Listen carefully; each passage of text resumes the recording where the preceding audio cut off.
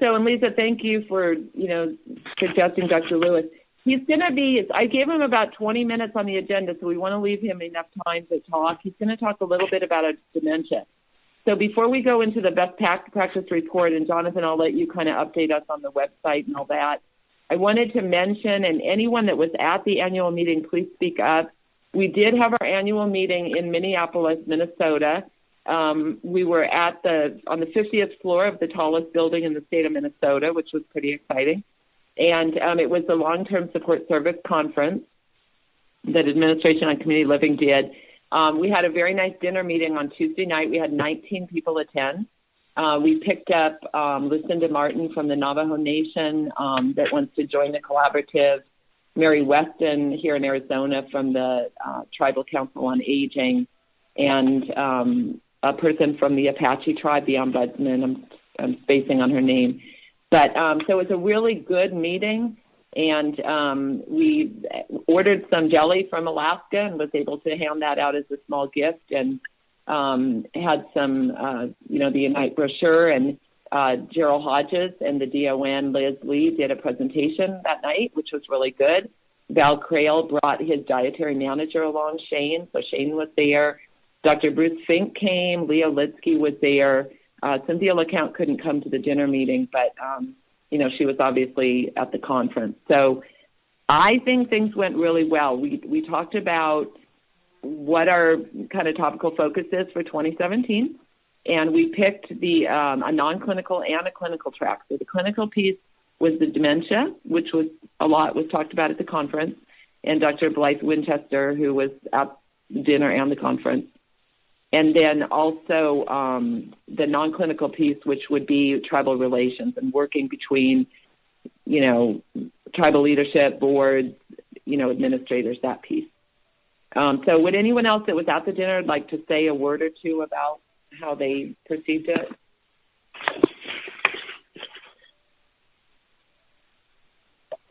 This is Joseph. I just wanted to thank Debbie and Lisa again for a lot of the work that went into the meeting, but my thing I took away from there was that there was just a reaffirmation of the commitment by our members to unite. We're all, again, as was stated, we're all in different time zones, and so it's difficult for us to coordinate at times our meetings, but again, it's real. I think it's a real positive that we're going forward, and we all have committed to carrying forward our the mission of U.N.I.T.E.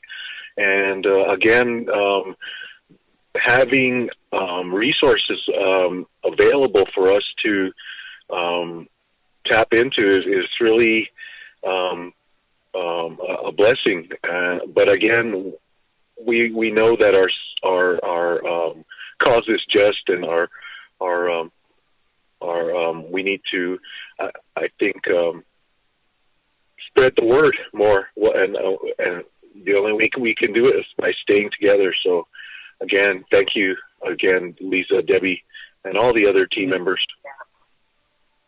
Thank you. And just so you know, Joseph and myself and Val did a 1 hour, basically, PowerPoint presentation, so it's fairly well attended. I do not have the evaluations back on that yet from the Administration on Community Living, but we talked about tribal nursing homes, and people asked good questions. And I think, some of what I heard, and Joseph, you can kind of say yay or nay on this, there was still a lot of, like my mom, they don't want their elders to necessarily go to tribal nursing homes. I heard a lot of that. So I think it was good for us to get a chance to say what we're really doing. What are our efforts? What's changing? What's happening? How are we implementing best practices? Well, this is Lisa, and I guess just what I would add to the comments about the annual meeting really kind of dovetail along with what Joseph was saying and taps back into the conversation about the grant. I feel like that face-to-face that time just talking with your partner, with your neighbor, reconnecting does, it not only energizes you, but it also, you get fresh networks, you get fresh ideas. So I'm really hopeful that we can continue to have those meetings because, I think there's so much value in that face-to-face, and everything seems to be going virtual, but I know I find a lot of value in that camaraderie that you get when you are face-to-face. So thank you. And Debbie, let's be straight up. Debbie does 99% of the heavy lifting for this group. So thank you to Debbie for all that you do. Well, thank you, Lisa. And here's another thing. We had a steering committee on Monday, and pretty much it was just myself and Lisa that logged on. But I understand it's December, and I understand that everyone's busy, but we did not change the times on our meeting. So nothing can happen without the input of this collaborative. If we don't have people talking and sharing, it's not going to happen. We have to all be sharing and contributing and talking. So just so you know, we did not change anything. So the long-term support service call that CMS does is always the fourth Wednesday, except for this month, which it was this past Wednesday, except it got canceled. And then always our U.N.I.T.E steering committee meeting is going to be the second Monday of the month, and then the second Tuesday is the T-TAG call, and then the third Thursday will be our U.N.I.T.E call. So that's going to be our pattern all through 2017, so all those dates can be put on your calendar. I'll let you know if anything changes. I think it's really disappointing we don't have more tribal nursing homes on the call, and I hope that's something that, I'll work around my state to get the folks on the line because that's who I'm hoping can drive this train. That's ideally who our customers are and our stakeholder partners are. So I'm just a little disappointed we don't have more folks on the call, but that's something we can work on next year. It's okay. So one of the things that we did, just so you all know, is I picked up some little thank you notes. So at the dinner meeting, all of us wrote like a little thank you note just that was going to go to an administrator or someone in a tribal nursing home who's currently not participating. And then we're going to add one of our U.N.I.T.E brochures, which Melissa did a wonderful job on. And those are going to be mailed out with like a letter saying, please consider being on our calls. Please consider joining us. Okay. So I have those on my desk. It's on my to-do list, but those will be helpful. So we want, the list of tribal nursing homes is right on the CMS.gov website, and Jonathan can tell you again how to get to that. But you can find that list, and any one of us at any time could take 5 or 10 minutes out of our day, call one of those tribal nursing homes that aren't participating, introduce ourselves, and say, would you mind calling in? We'd love to have you on the call. You know what I mean?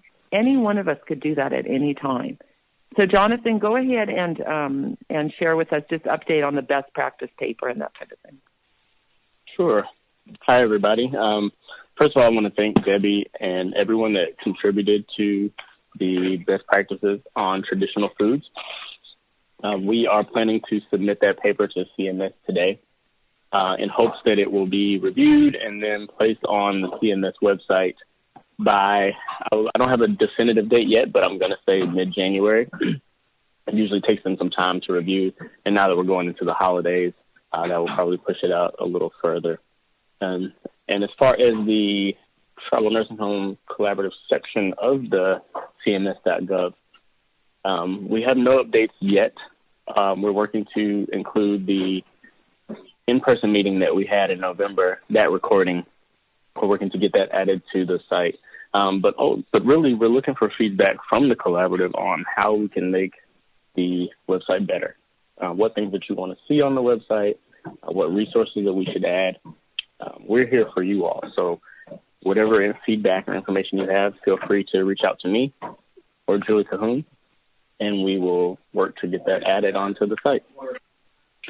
So please remember that the link to our www.tribalnursinghomes.weebly.com, that link is on the CMS.gov website. Everything I post to our Google Drive, anything that gets posted to our listserv, to our Google Drive, gets fed right to that website. So if you're missing meetings or anything that I've sent out, is on our Weebly, tribalnursinghomes.weebly.com website, okay? And in fact, that's how Jordan and Dr. Lewis connected with me, is through our website, which is that email that you sent came right to my email. So it works. It definitely works. So we want to use those resources as we have them. And I think, Jonathan, you interviewed how many different tribal nursing homes for that paper? We interviewed 3. We tried to interview a few more, but with scheduling, we couldn't get everybody in. And, I mean, it was right around the Thanksgiving holiday.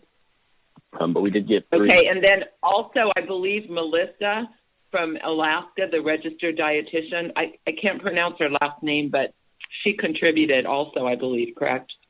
Yes, she did. So we had 4 interviews in total, including her. Mm-hmm. Okay. Thank you. Okay, any reports from anyone? Administrative reports, and then we need to give Dr. Lewis enough time to talk to.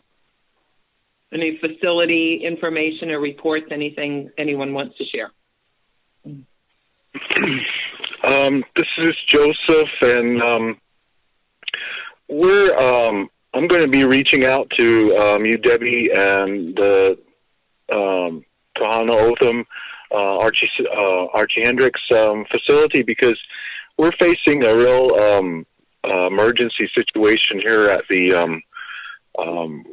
Laguna Rainbow Center, and the fact that the management organization and to extent my own organization, we're kind of at a critical point where we've almost lost out on our capital funding from the tribe here at the Pueblo because of non-submission of documentation that the tribe needed from our entity, from our nursing home. And unfortunately, the ball was really dropped by, I believe, the former administrator. One of his duties was to keep in contact with the tribal chief operations officer who facilitates the capital improvement programs. And so we've had a little bit of weather in the last month, and basically our roof is leaking. And we went to the tribe to see where where we could redirect some of our capital that we had left over, and we found out that we were missing some documentation, and we were really at a critical point. So we've rescued ourselves, we believe, and it's day to day that we're having to work with the tribal officer. So again, we really need a new building, and I'm trying to generate the momentum for that dialogue to go on at the council level, where they'll be willing to listen to the board for a large request. And I need to find out what other funding sources I can get besides tribal money to build this facility. I'm not sure if the HOSDA funds could be used for such a facility, but we only receive so much here at Laguna in our for our funding year through the housing program, and it's not a lot. So most of it is used for the upkeep of the current housing stock. So again, that's a critical thing that's happening here at the at Laguna, and so I apologize if I couldn't join the discussion Monday. We were having another meeting. So we're having another meeting today with the board. So it's really critical that other nursing homes, just stay proactive in their relationships with whoever their funding sources might be. And a lot of times tribal councils, tribal governments fund our facilities, so to get them built anyway. The other thought I have was I think we as a group need to reach out to the National Indian Health Board to try and advance our position. There's other groups within the Department of Health and Human Services. I believe we should be we should be joining in the discussions, just again so that we become known. The STAT group, that's another group that I can't recall the definition of the acronym. Maybe someone can help me with that. But that's part of HHS also. The behavioral health collaboratives in our states, because again, as we were taught or shown at the annual LTSS conference in Minneapolis last month, due to the increasing rates of Alzheimer's, dementia related disease amongst our tribal elders, that's going to put more strain on our tribal nursing homes. And our elders are going to be, since there's only 18 of us, our elders end up in the cities at non-tribal facilities. So to me, that's another hot topic coming up. So thank you. Thank you, Joseph. I'm sorry for what's happening there. But I appreciate what you said, and that's something we are definitely taking up in 2017, is this idea of being proactive and not waiting till there's a problem, basically. So very good. Thank you. Anyone else before Dr. Lewis speaks? Did anyone else join the call, by the way, or did we pick up anyone that hasn't said who they are yet? Okay. All right. Any administrators on the call today? Any administrators? Okay. I'm sorry. Go ahead. I was just going to report real briefly. In Alaska, we've got some exciting stuff going on. And January, we're having a nursing home conference where all 18 of our nursing homes, including the 3 tribals, will all be here in Anchorage for a 2-day conference paid for by our state licensing and certification folks. So we've got some great partnership here. And one of our star presenters is Dr. Lewis. So I'm super excited with the work that he's going to be bringing to this group. And I don't know if, Jordan, if you're going to talk about what you and Don are doing at all, or if I should just share that now. Go for it. I'll let, Go ahead, Jordan. Go ahead. Okay. Well, again, thank you for inviting me and letting me join the group. And I'm excited to share some of the work that's starting across Indian country.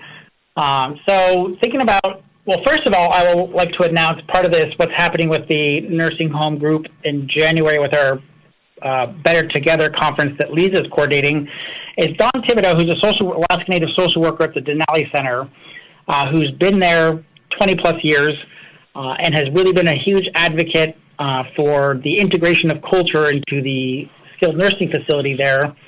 And over the years, I've known him probably since 1998. We've always talked about this idea that we should write down what he's doing, because so many people, when he presents, are kind of blown away by the incredible work he's doing, and that it should be replicated and shared with others. So over many years of conversations, emails, joining each other at conferences, presenting for each other at different places, we have finished the manual, which is titled, it is a activity manual to honor Alaska Native cultures and traditions in care facilities. And so it's being printed and distributed, thanks to Lisa and her group, at the conference next month. And we have electronic copies. I think we're going to make them available at the same time the print copies are available. But we're very excited. It's exciting to have the support and interest of everyone. I've been hearing from people all over Alaska how they want a copy, they're excited, and they want to help distribute it across the state. And we're hoping it can be generalized enough that it can be replicated and changed for other facilities, as well as other populations. I think not just elders and facilities need culture and traditional foods and that part of their lives respected and honored, but of course it could be for children or families in hospitals. It could be for other facilities that serve racial and ethnic minority groups that have such an important connection to their culture and their environment and their food. So that's exciting. If anyone's interested, be sure to let us know. We can definitely get you a copy electronically, so we'll have that ready. So, yeah, that's the big announcement with that. Jordan, with that, if you could send that to me, then if I share that on the Google Drive, then everyone will have access to that too. Okay. Yeah, it's not so big that it can't be emailed, so it's perfect. Okay. I also think, Jordan, that this manual could be a really great sort of template for the U.N.I.T.E group as we're looking at dementia care in 2017 as one of the clinical focus areas. So we can talk more about that later, but it is really great work. Great. Yeah, that's a great idea. Definitely. I think it's a great platform and a springboard for a lot more important work in different areas of elder care and other healthcare areas. So are there any other questions before I switch topics? No, I think you're good. All right. So dementia and cultural. So last year, Banner Alzheimer's Institute had the inaugural Dementia in Indian Country Conference, which is was my first professional jump into this field. I was asked to give 3 keynote presentations. One of them, of course, was how is dementia and Alzheimer's understood in Indigenous contexts. There are a few researchers out there that have done this, looking specifically at what this disorder, this disease means to older adults and their families. Dr. Neil Henderson is one of them, he was at Oklahoma and now he's in Minnesota. And the other person, of course, is Dr. Spiro Manson, who's one of my mentors, has looked at this area. And there's a couple others who have worked with him, who are native researchers that have looked at dementia much more from a biomedical perspective. So it's really interesting. And I'm interested, of course, being a qualitative, more of a storyteller, getting stories from older adults, looking at what it means. Because what is missing in the field, and especially in healthcare, is this idea that we have older adults who come in, and based on some of the literature, so just to give a little background, Australia and Canada have done a phenomenal job in terms of getting the cultural piece of different health diseases and illnesses, and looking at how those beliefs and understandings of a disease influence their interactions, as well as the acceptability of healthcare providers and understanding their perspective. So I'm writing a pilot grant now to look, first of all, starting with Alaska Natives, and I would be happy to help anyone else who's interested in looking at different populations to find out what does dementia mean to them, how do they understand it. And so some of the research, I'll just highlight some of the findings we're finding from international groups and some of the work that Dr. Neil Henderson and Spiro Manson have done, is that it's not biomedical at all. And a lot of the older adults, it's part of the aging process. Grandma had memory problems. My great-grandparents experienced memory problems. It wasn't stigmatized. It's not a bad thing. It's just part of life. It's part of the circle of life. And so thinking about this idea that some of the origins they've talked about is, we found out that it's part of the Creator's plan. This is what our Creator has in mind for me. This is what He gave me. I can't change it. Others have talked about this idea that there's an imbalance in their life. Something's not right spiritually, emotionally, physically, or socially. A lot of the older adults and their families have talked about the spirit has crossed to the other side with their hallucinations. The older adults are talking to people that no other people can see, but to them, they're there. And so that's the spirit going on. And so the family, when this happens, the family is aware that eventually their loved one will pass on. Some of them have also talked about this idea that they're living in two worlds, and that stress has put them at a disadvantage and is impacting their cognition. And so now, because of the stress of trying to be Indigenous in a Western world, their memories are disappearing. We also hear a lot of there's social and environmental factors, of course. There's toxins in our foods. There's processed foods. Issues of trauma have come up. And what's been interesting is there's one study in Australia that found out that when older adults are experiencing or becoming more advanced in their dementia, the trauma of boarding schools or what happened to them when they were younger becomes the only memory they remember for a while. And so there's a lot of disruptive behavior and challenges for the family on how to help them cope or get through that process because they can't change what they're thinking about. Call the front desk, please. Julie, call the front desk. And so another aspect, and of course, trauma is one, but also another challenge for healthcare providers is the idea that when dementia progresses, sometimes if English is their second language, they only speak their native language. And so if families aren't familiar with the language or care providers don't understand the language, there could be language barriers there as well. Some of them have talked about this idea that rural to urban migration is why they have dementia. One elder says, they come into the city and they're being told, okay, you have to live here, you have to do this, pay this, eat this at this time.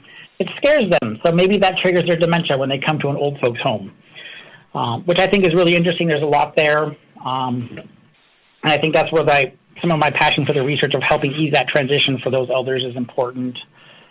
Of course, circles are really important in Indigenous cultures. So some of the older adults in the family state that they're going back to the baby stage. A lot of their behaviors, their mannerisms remind them of when they were babies. And this illustrates this idea that they're going back to the circle of life and they're closer to the Creator where they were born. So of course they would go back there. They also talked about this idea that they're in a second childhood, similar to this baby stage, but they're going full circle. They remember the only memories they have, of course, are when they were children, so they constantly remember being a kid, and they might act out in those behaviors. And so all of these different causes of memory loss or the behaviors that the older adults exhibit are not stigmatized, they're not negative. They're understood as part of the aging process, and they put these labels of experiences on them in a way that's respectful. A lot of the elders that experience dementia are revered because they have these different gifts that we don't have. And so how do we incorporate these beliefs, these understandings of dementia into a Western healthcare system? One of my challenges, of course, is I'm teaching in a medical school here in Anchorage, and we talk about the importance of culture in healthcare.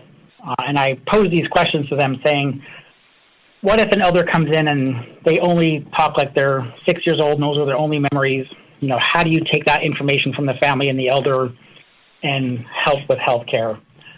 One of the challenges we're starting to see, though, in Alaska and across from other families have told me is you'll have a younger person who is, more acculturated, understands the medical field a little more, may have also seen the advertisements, the commercials for Alzheimer's pills that, if you stay up late enough, sometimes you can reverse aging, you can stop Alzheimer's.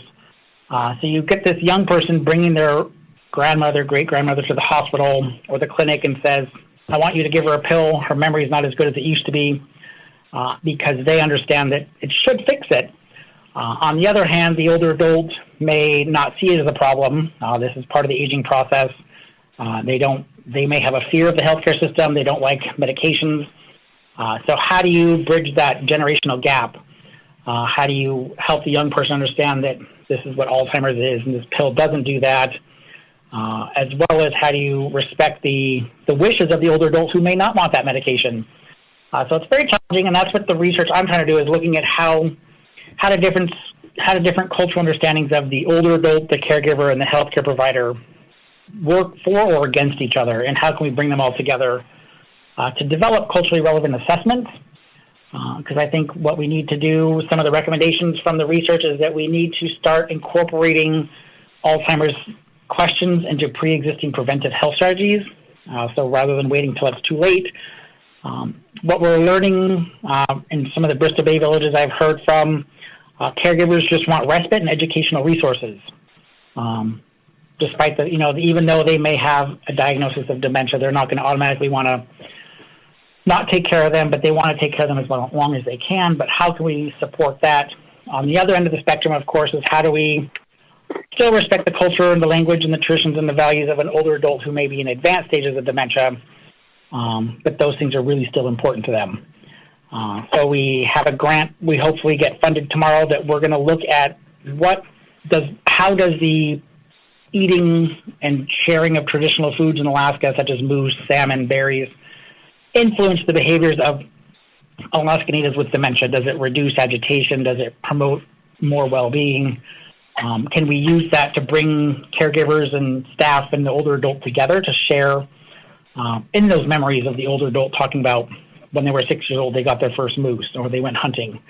Because I think that's important. We need to normalize it.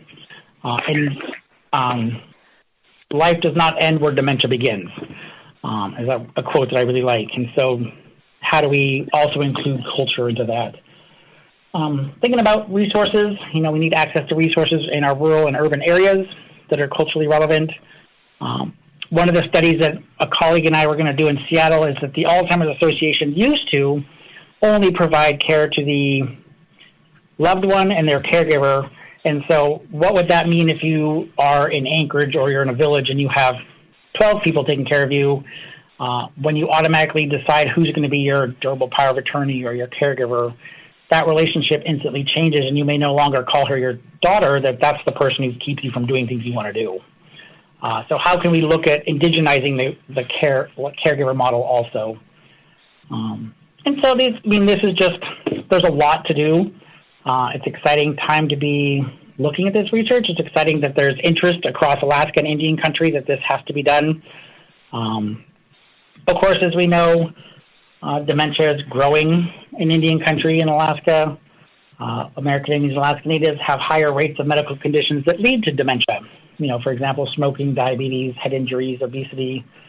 And we also have less access to resources to prevent that. So we don't have access to higher education as much, access to vaccines or safe places to engage in physical activity. And so there's a lot of things that are contributing to what's happening. So I think it's an opportune time. I think people are excited. The challenge, of course, being the researcher, is that there's nothing else out there to compare or build on. And so we're always looking for people to collaborate with, to partner with. And so that's what's happening now. There's talks that we need to have a second inaugural, wouldn't guess it wouldn't be an inaugural, a second conference on dementia in Indian country.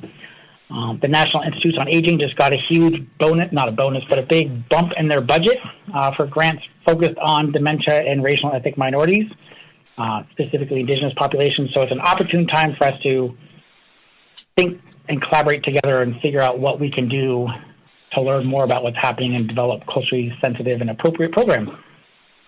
Yeah, really fast. No, that's okay. That's okay. Normally our call ends at 1, so we don't have a whole lot of time. Does anyone have, just based on what Dr. Lewis just said, any thoughts or comments, but also looking forward into 2017 for our collaborative, which, if any, pieces of this we may be able to pick up? Any thoughts? Definitely. Yeah, I think there is a lot that we can. So, yeah, what I'm planning to do is I'm going to put together a handout. I can share the PowerPoint I've put together also that kind of summarizes the whole field that can be shared with everyone. And I would be open to ideas because rather than me being the researcher saying what we should do, I would love to hear from other people in the group to find out what are the needs, what are the gaps, and what could we do that's of interest to the group versus being a top-down approach, which I try not to do. Right. Did you have any thoughts, any pieces of what he said that you think we could, like, at least in that first quarter of 2017, kind of pick at? What do you think about the cultural assessment? That's actually something that's been rolling around in my brain ever since I first heard Jordan speak at the conference in Arizona.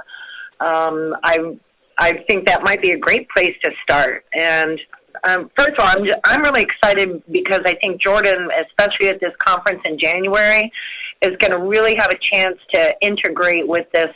We call it the ANT. It's our collaborative nickname. It's all of our nursing homes in Alaska. But he'll have a chance to really get ingrained into that group so they can see what he can offer, and that'll give Jordan the opportunity to hear from those elders that are in the nursing homes. So I really think that I'm looking forward to how we can work, at least in Alaska, but how we can roll some of the thoughts and plans here to the U.N.I.T.E group. I think that's going to be the challenge because there's so much. But starting small with something just like a cultural assessment tool, I think that would be huge. So one thing I'd like to suggest, and I know there's not a lot of people on the call today, but I'd like to ask Dr. Blythe Winchester, who is in our collaborative, to be our guest speaker on January's call, because at the long-term care conference in Minneapolis, she spoke on that very issue. And I don't know what you think about that, Jordan. I mean, no, that's excellent. I was going to make the same recommendation because I know her and I've talked about her interest in developing an assessment tool like that. Right, exactly. That's what I heard her speak to. So if everyone's okay with that, and Jordan, you're always welcome to be on these calls, I would like to ask Dr. Winchester to be our January guest speaker, if everyone's okay with that. I think that'd be outstanding. I love her. Okay, and then... Almost as much as Jordan. I don't know if y'all realize, but she had broken her ankle when she was roller derbying. And so I had to... Everyone was kind of helping her at the conference because she was still on crutches. The other thing was, is Jonathan Collins still on the call? Yes, I'm here. Is U.N.I.T.E, are we okay with doing the CMS webinars again in May and July like we did last year? We should be. I'll have to double check. We haven't set schedule for May yet, but I can follow up and find out. Okay. But, I mean, are the people that are on the collaborative here, is anyone opposed to us doing a webinar on May and July if that's an opportunity that we have? Anyone opposed to that? Sounds good. Okay, so, Jonathan, if you would let us know either way, then we'll plan on those two if you want to, if that's, if it still works for you. And we could do like a part 1, part 2 like we did last year. That seemed to work pretty well. Okay. I'll follow. Kind of have a topic and do a part 1 and a part 2. Yeah. Okay. All right, everybody. So Merry Christmas. Happy New Year. We'll be back in January. I'm just checking the calendar here. So January 14th, is that MLK Day? Is that, January 19th. The 9th. January 9th, and then the 19th will be our next call. I may need to change the 9th. I may be on a teleconference. So if I am, we might have to do the following Monday on that, but I'll let you know. Okay? So Debbie, the 9th. Yeah, my nursing home conference is 9th and 10th, so I won't be on those calls, just the FYI. So hold on a second.